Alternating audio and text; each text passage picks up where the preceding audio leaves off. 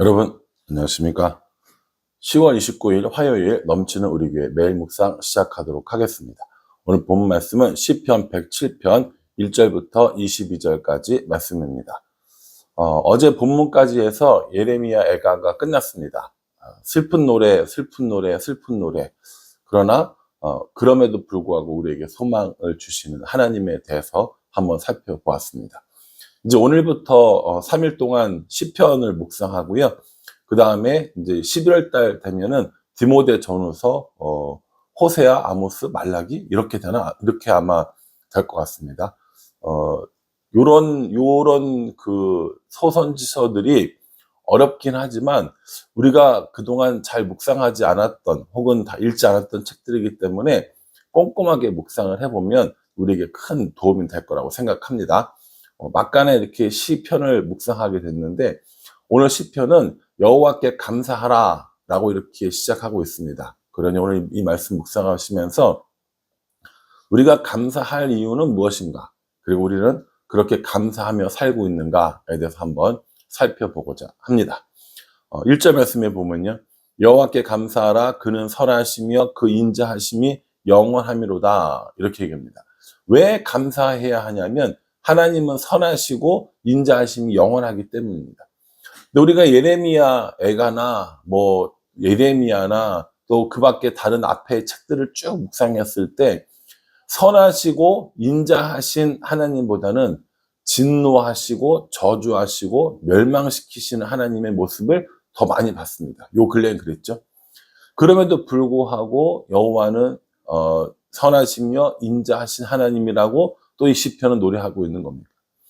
그럼 그 하나님과 이 하나님은 다른 하나님입니까? 아닌 거죠. 그 하나님이 통치하는 세상과 지금 세상은 다른 세상입니까? 아닙니다. 여전히 어떤 경우에라도 하나님은 선하시며 인자하심이 영원합니다. 그 선하심과 인자하심이 우리에게 보여주는 것이 우리가 잘못된 길로 갔을 때, 죄악 가운데 있을 때 우리를 구원하시려고 하는 하나님의 사랑으로 나타난 겁니다. 때로 우리가 참 힘들고 어려운 시기들을 보낼 때가 있어요. 우리 성도들도 마찬가지입니다. 힘들고 어려운 시기들을 보낼 때가 있는데 그 어렵고 힘든 시기에는 하나님이 사랑하지 않는 시기고 하나님의 인자하심이 없는 시기냐? 아닌 거죠. 하나님의 그 인자하심과 그 사랑하심은 때로는 우리에게 고통스러운 모습으로 나타날 때도 있습니다.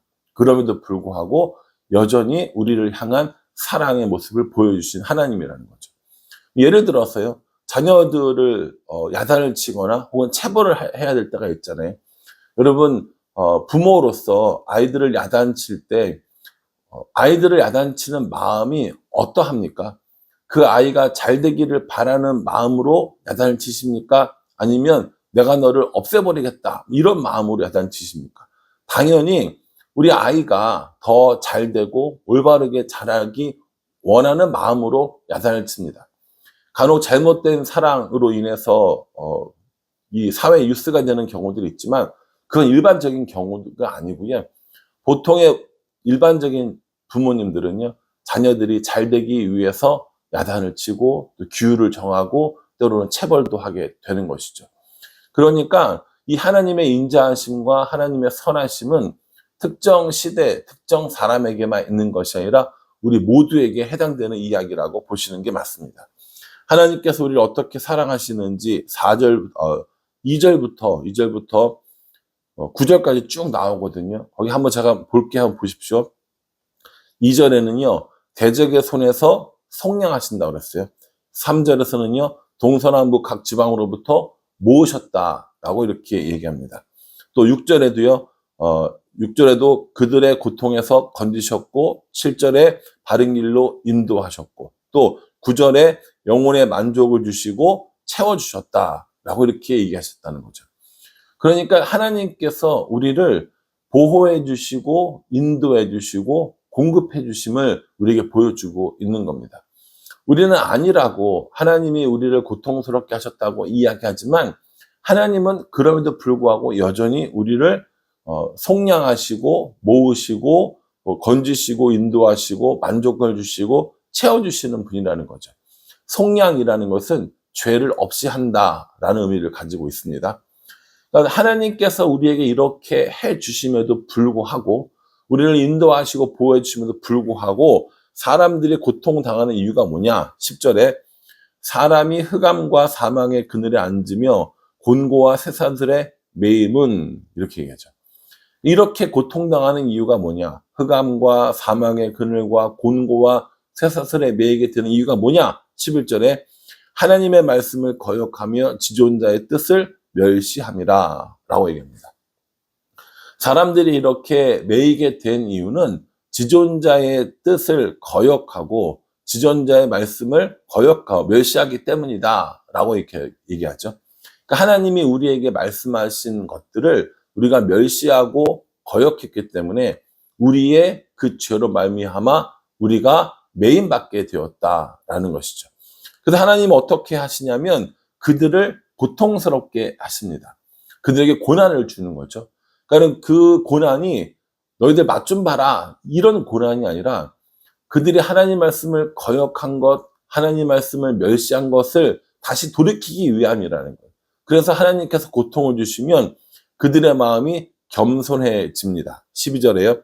그러므로 그가 고통을 주어 그들의 마음을 겸손하게 하셨으니 그들이 엎드려 저도 돕는 자가 없었도다.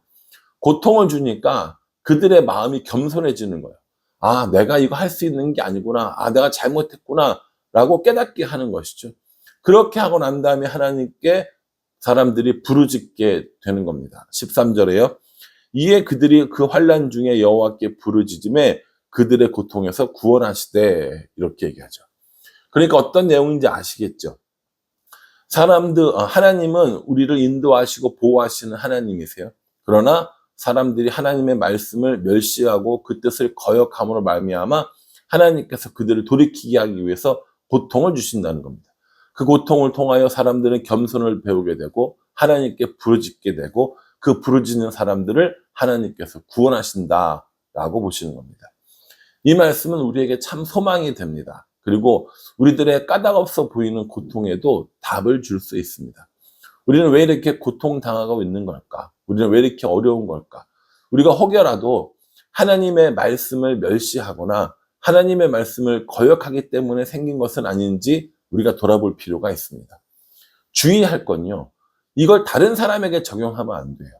다른 사람이 고통받는데 너는 하나님의 말씀을 멸시하고 거역했기 때문에 고통받는구나 라고 이야기할 수 없습니다. 우리가 욥과 욥의 친구들의 이야기를 봤을 때도 분명히 이렇게 해서는 안 된다라는 겁니다. 이거는 누구에게 적용해야 되냐면 딱 나에게 적용해야 되는 겁니다. 다른 사람에게 적용하고 다른 사람을 비판하는데 사용되어지는 말씀이 아니라 나 자신을 돌아보고 나 자신에게 적용해 봐야 된다는 거죠. 우리는 누구나 다 다른 사람들 볼 때 그럴듯한 모습으로 신앙생활을 합니다. 그렇죠? 저도 그렇고 여러분들도 그렇고 다 그럴듯한 모습으로 신앙생활을 해요. 그런데 우리 삶 가운데 있는 죄악들은 다른 사람들은 몰라요. 누구만 아냐면 딱 나만 아는 거예요. 그러니까 우리가 당하고 있는 이 고통들, 여러 가지 이 심각한 어려움들은요, 다른 사람들은 모르지만 나와 하나님과의 관계에서 해결되지 않는 죄악들이 존재할 수도 있다라는 겁니다. 다른 사람에게 적용하지 말라고 그랬어요. 나 자신에게만 적용하라고 했습니다. 내가 나를 볼 때 내가 정직하고 하나님 앞에 올바르고 아무런 흠도 없는 사람이냐? 그렇지 않을걸요. 저도 마찬가지고 여러분들도 그렇고 다른 사람에겐 드러나 보이지 않지만 하나님 앞에 가지고 있는 우리의 죄악들, 하나님의 말씀을 멸시하고 하나님의 뜻을 거역하는 그러한 일들로 인하여서 우리가 고통받는 거죠. 그리고 그 고통의 이유는 우리를 징계하시기 위함이 아니라 다시 구원하시기 위함이다 라고 오늘 시인이 고백하고 있습니다. 그러니 시인이 얼마나 이 사람의 마음을 그리고 또 하나님의 이 사랑을 잘 노래하고 있는지 우리가 이 본문에서 살펴볼 수 있다고 저는 생각합니다. 그 다음 얘기도 마찬가지예요. 19절에 보면은 이에 그들이 그들의 고통 때문에 여호와께 부르짖음에 그가 그들의 고통에서 그들을 구원하시되 라고 이렇게 얘기합니다. 아까 얘기했던 거랑 똑같은 거죠. 고통을 주신 이유가 뭐라는 거예요? 하나님 앞으로 돌아오기를 바라는 마음이라는 거예요. 20절에요. 그가 그의 말씀을 보내어 그들을 고치시고 위험한 지경에서 건지시는도다. 뭘 보낸다고 그랬어요? 말씀을 보낸다고 그랬어요. 말씀이신 예수 그리스도를 보냈고요. 또 그 이후에 우리에게 이 성경 말씀을 주셔서 하나님의 뜻이 무엇인지 알게 하시고 우리를 위험한 지경에서 고치시고 건지시는 이러한 모습을 보여주고 계신다는 겁니다. 이 시편 107편은 정말 우리에게 큰 소망을 주는 말씀이라고 저는 생각합니다. 혹시 고통 가운데 계십니까? 아무도 날 도와주지 않는 것처럼 느껴지실 때가 있습니까? 만약에 그렇다면 그 이유를 알 수 없고 그 이유로 알 수 없는 이유들로 인하여서 어려움을 당한다면 차분히 앉아서 오늘 이 말씀을 다시 한번 읽고 묵상해 보시면서 내가 하나님 앞에 어떻게 했는지, 그 말씀을 존중하며 그 뜻을 사랑하며 살았는지, 아니면 하나님 말씀을 멸시하고 살았는지 우리 스스로를 한번 점검하고 돌아보는 시간이 있었으면 좋겠습니다. 저도 오늘 이 말씀 묵상하면서 그렇게 한번 해보려고 합니다. 내가 가지고 있는 어려움, 이것이 나의 욕심이나 혹은 나의 교만이나 혹은 하나님의 말씀에 순종하지 않기 때문에 일어난 일인지, 아니면 정말 하나님이 내게 주시는 이런 고통 가운데 하나님께 돌아오기를 간절히 바라는 하나님의 사랑을 모른 척하기 때문은 아닌지 한번 생각해 보려고 합니다. 그러니 여러분들도요, 오늘 이 말씀 다시 한번 꼼꼼히 묵상해 보시면서 나는 아무런 잘못이 없어, 나는 고통받을 만한 이유가 없어 라고 생각하지 마시고 다른 사람에게 적용하지 마시고 나에게만 적용해 보면서 한번 곰곰하게 생각해 보셨으면 좋겠습니다. 그래서 고통 가운데 신음하는 것이 아니라 하나님께서 베풀어 주시는 구원을 경험하고 여전히 우리를 인도하시고 보호하시는 하나님을 매일 만났으면 좋겠습니다. 우리 성도들 중에서도 참 어려운 일들을 당하고 있는 분들이 계세요. 그 고통과 어려움의 이유를 잘 모르겠습니다. 그러니까 더 속상하죠.